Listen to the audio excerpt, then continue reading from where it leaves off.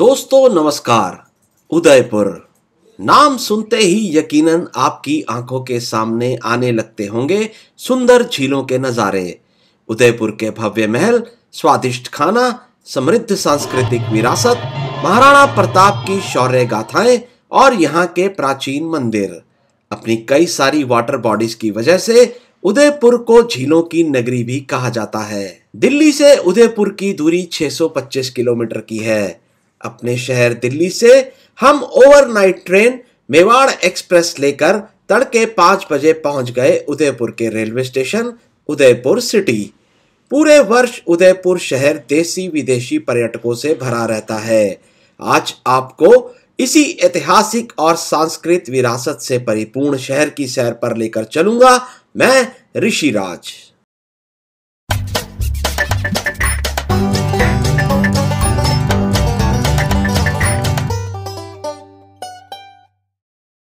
Pichola lake को उदयपुर का दिल कहा जाता है। ताजे पानी की ये झील उदयपुर की खूबसूरती में 4 चांद लगा देती है। लेक के अंदर या इसके किनारे कुछ ऐसे होटल हैं जिनकी गिनती विश्व के सबसे आरामदायक और महंगे होटलों में होती है। यहाँ आप लेक पैलेस, उदय विलास, लीला, फतेह प्रकाश जैसे मशहूर होटलों का आनंद उठा सकते हैं।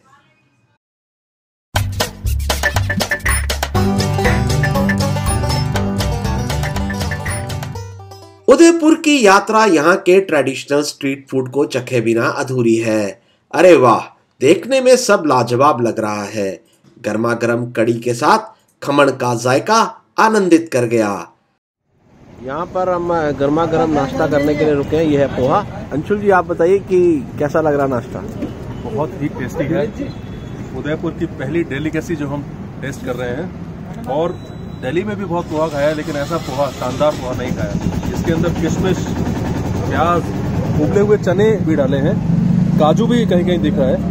वाह, बहुत ही टेस्टी पोहा। अब हम पियेंगे कुल्हड़ वाली चाय, वो भी अदरक डाल के।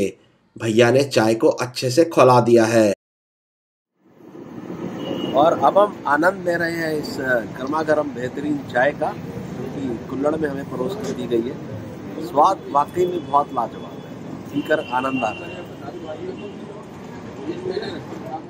लोक कला केंद्र के बाहर ये है मोहन सिंह चुंडावत जी वड़ा पाव वाले, जो गर्मा गर्म वड़ा पाव देते हैं, वो भी हरी मिर्ची के साथ, और इसे परोसा जाता है छाछ के साथ। ये बिल्कुल यूनिक कॉम्बिनेशन है और स्वाद भी बिल्कुल अनूठा है। खाकर मजा आ गया। पीतल के बर्तन में भट्टी पर बनी चाय, वो भी पुदीना और अदरक डाल के। अरे वाह भाई वाह, पीकर आनंद आ गया। Very unique and tasty.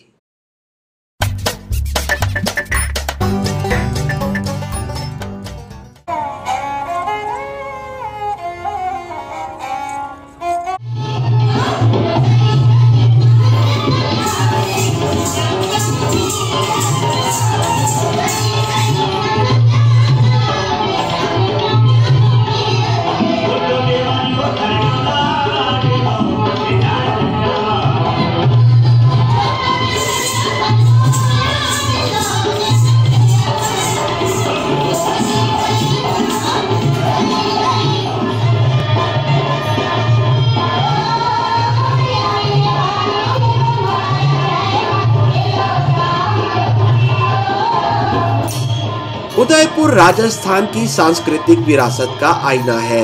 यहाँ की लोक कला केंद्र में रोजाना होने वाला पपेट शो और परंपरागत नृत्य हमें यहाँ की लोक कला से रूबरू करवाता है।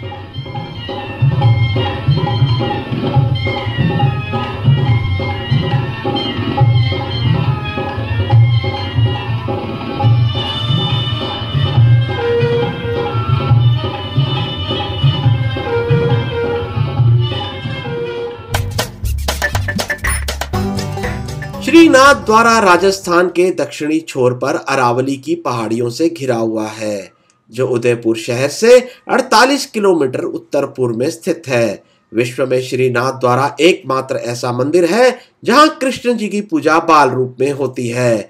यहाँ श्री कृष्ण 7 वर्ष के बालक के रूप में विद्यमान है और यहाँ उनकी सेवा पूजन और खान पान का ध्यान भी उसी हिसाब से रखा जाता है।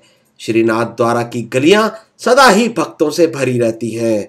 क्या आप जानते हैं कि यहाँ के मंदिर का प्रसाद बाहर बाजार में बिकता है, क्योंकि यहाँ पर कार्यरत पंडितों को वेतन के रूप में पैसे की जगह प्रसाद मिलता है।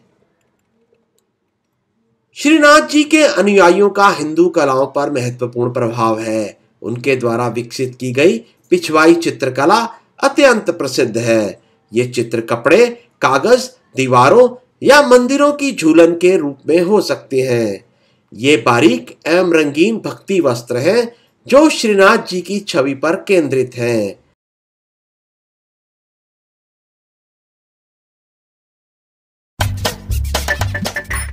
ये वो स्थान है जहां 18 जून 1576 को हल्दी घाटी का ऐतिहासिक युद्ध लड़ा गया। इस जगह का नाम है रक्त तलाई, जो कि हल्दी घाटी से 5 किलोमीटर पहले खामनोर नामक स्थान पर है। युद्ध के दौरान भयंकर मारकाट में लहू की नदियां बह गई। ऊपर से बारिश आ गई, जिसकी वजह से यहाँ चारों ओर रक्त ही रक्त दिखाई देने लगा। ऐसा लगने लगा मानो खून का कोई तालाब सा बन गया हो। बस तभी से इस स्थान का नाम रक्त तलाई पड़ गया।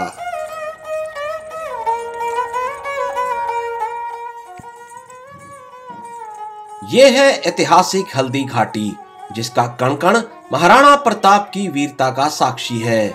यहाँ की मिट्टी को नमन करने देश विदेश से लोग यहाँ आते हैं। कहते हैं वियतनाम को अमेरिका से युद्ध में हराने के पीछे प्रताप ही प्रेरणा स्रोत थे। वियतनाम के विदेश मंत्री जब भारत आए तो वो विशेष तौर पर हल्दी घाटी पधारे और यहाँ की मिट्टी अपने साथ वियतनाम लेकर गए। हल्दी घाटी जैसे महातीर्थ को नमन करने आना किसी सौभाग्य से कम नहीं।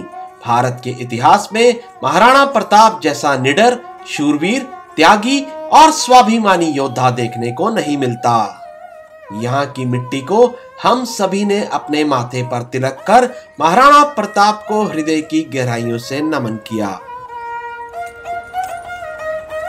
ये है महाराणा प्रताप को समर्पित एक प्राइवेट म्यूजियम, जिसकी स्थापना की है श्री मोहन दास श्रीमाली ने।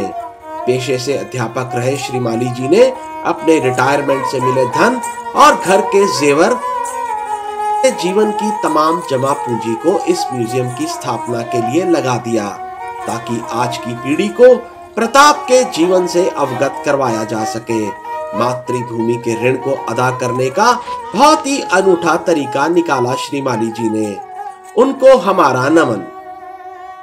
इस म्यूजियम में महाराणा प्रताप के जीवन पर एक शॉर्ट फिल्म भी दिखाई जाती है और छोटा सा साउंड एंड लाइट शो भी किया जाता है। यहाँ पर प्रताप और चेतक की सुंदर प्रतिमाएं लोगों के आकर्षण का केंद्र हैं।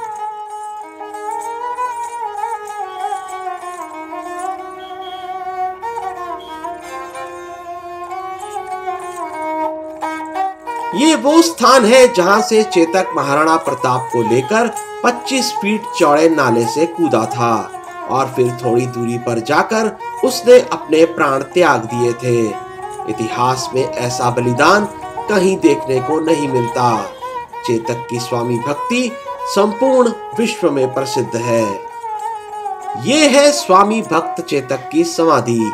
यहीं पर महाराणा प्रताप ने अपने भाई शक्ति सिंह के साथ चेतक का अंतिम संस्कार किया था। विश्व में एक घोड़े की समाधि की अनूठी मिसाल हमें यहीं देखने को मिलती है। अब हम पहुंच रहे हैं कुंभलगढ़ किले की ओर। कुंभलगढ़ किला भारत के सर्वश्रेष्ठ किलों में से एक है। इसी किले में 9 मई 1540 को महारानी जयवंताबाई और महाराजा उदय सिंह के परिवार में महाराणा प्रताप का जन्म हुआ, जो भारत के युद्ध इतिहास के सबसे बड़े योद्धा के रूप में जाने जाते हैं। कुंभलगढ़ किले के दीवार की लंबाई 35 किलोमीटर है, जो भारत में किसी भी किले की सर्वाधिक लंबाई है। विश्व में ग्रेट वॉल ऑफ चाइना के बाद इसी किले का नाम आता है। इतना ही नहीं, इसे यूनेस्को विश्व विरासत का दर्जा भी प्राप्त है।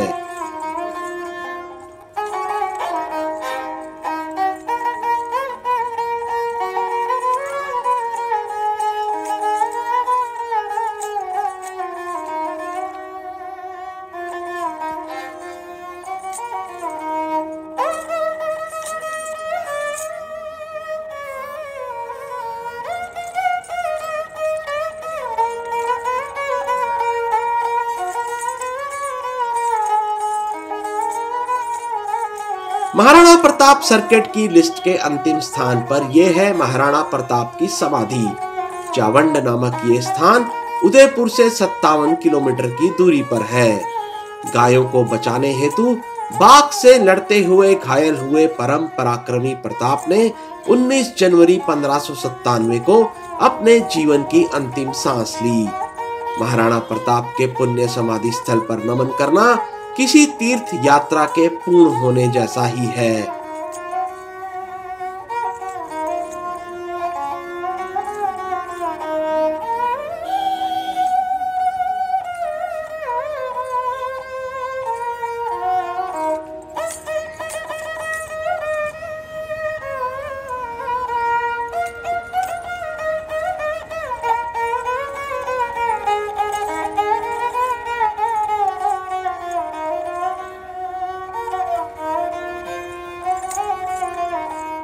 अपनी इस 2 दिन की उदयपुर यात्रा में हम आपको कई सारे स्थलों पर लेकर गए। आशा करता हूं आपको मेरा ये वीडियो अच्छा लगा होगा। मेरे चैनल एक्सप्लोरिंग इंडिया विद ऋषि को सब्सक्राइब करें, कमेंट बॉक्स में कमेंट लिखें और अपने मित्रों के साथ इस वीडियो को साझा करें। जय हिंद।